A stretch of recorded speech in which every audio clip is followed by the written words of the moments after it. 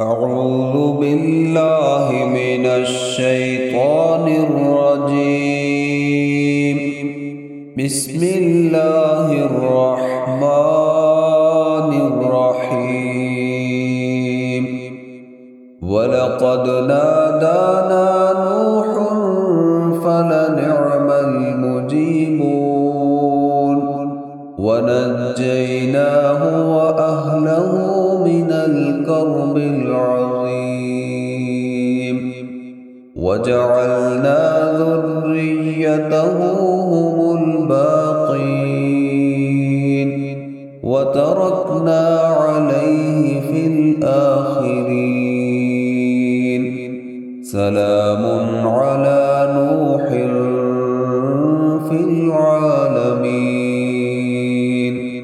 إنا كذلك نجزي المحسنين إنه من عبادنا المؤمنين ثم أغرقنا الآخرين وإن من شيعته لإبراهيم إذ جاء ربه بقلب سليم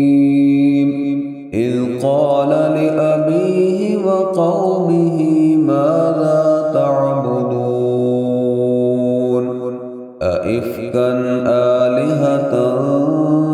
دون الله تريدون فما ظنكم برب العالمين فنظر نظرة في النجوم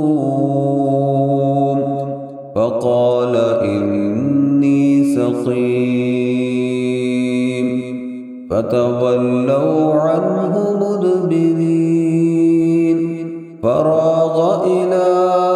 آلهتهم فقال ألا تأكلون ما لكم لا تنطقون فراغ عليهم ضربا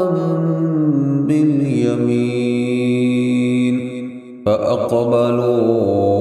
إليه يزفون قال أتعبدون ما تنحتون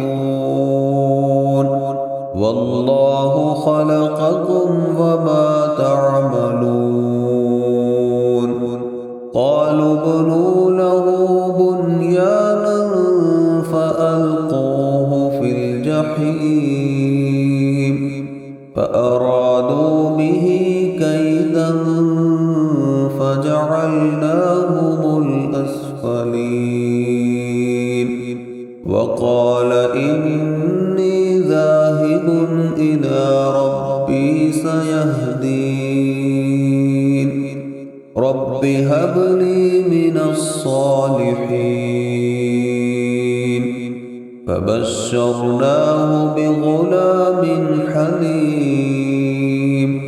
فلما بلغ معه السعي قال يا بني